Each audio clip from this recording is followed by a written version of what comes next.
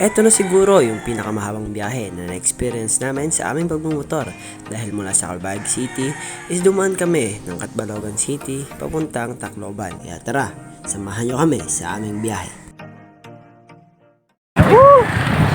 Bakit na bakit sa palo o makadikita na sulod? Tatabi na tayo ng San Monigo Bridge. Sama ko kayo sa biyahe niya. Let's go, ito yung mga gagamitin namin guys. Jawa Motovlog here. Aray mo vlog yan o.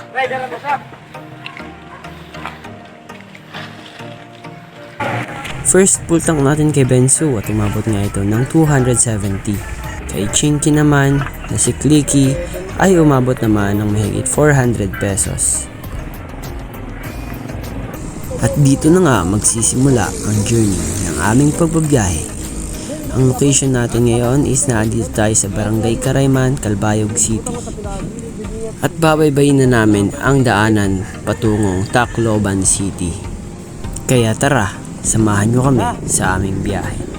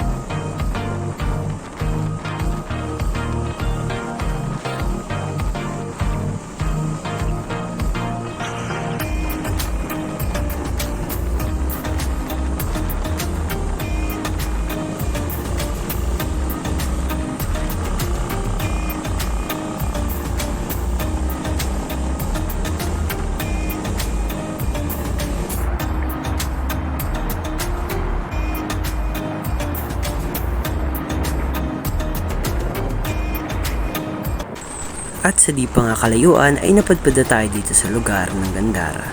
Kaya sa mga taga Gandara dyan, shoutout sa inyo.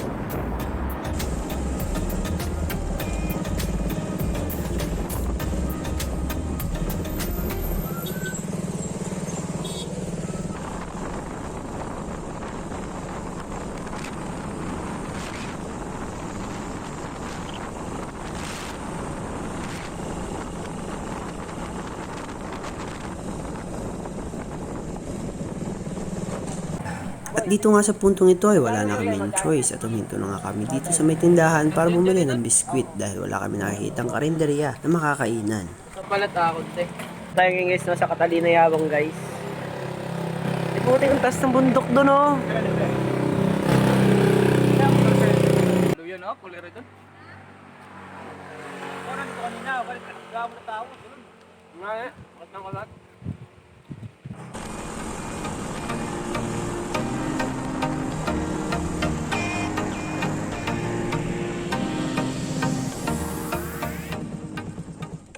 Makalimutan na lahat, wag lang ang pagkuha ng picture dahil ito ang pinaka-remembrance ng ating biyahe.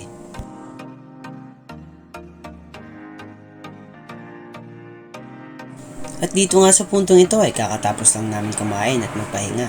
Kaya babakbak na ulit kami patungong Catbalogan City.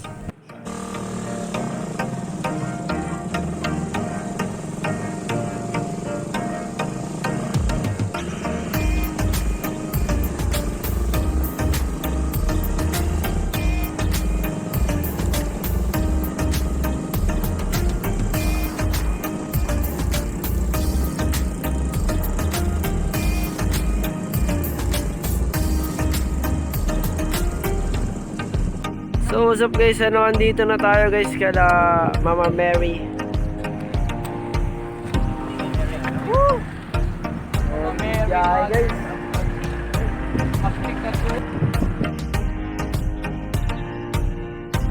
So yun guys, tatabi na tayo ng San Monigo Bridge, as you can see naman.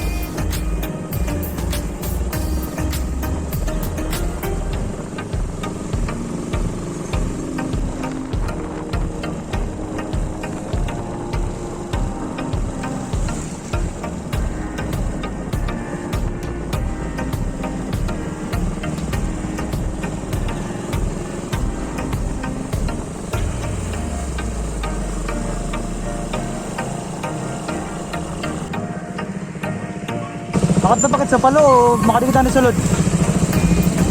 Sulod kita nay? Kaya sa palo, haran niya man lang palo, ada man lang dira. Eh di na kita makatubuas. Diretso na to uli. Tara, ito tanay.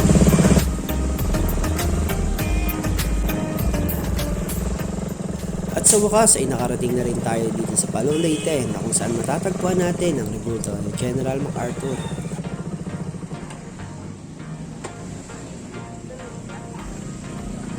Ayun, bali kakarating lang namin dito kay Sano. Dito lang si MacArthur. Stigal. Lakuan, mentor. Motor? Ada mo sheet niya? Ano ka? O, dito. Okay, na lang. At pagkatapos namin pumunta sa Palo Leyte ay naghanap na kami ng makakain at matutulugan. Let's go all the way! At kumain na nga dito ang mga kamote riders. Hanggang dito na lang siguro tong video. Abangan nyo ang part 2 dahil mas exciting pa ang mga mangyayari.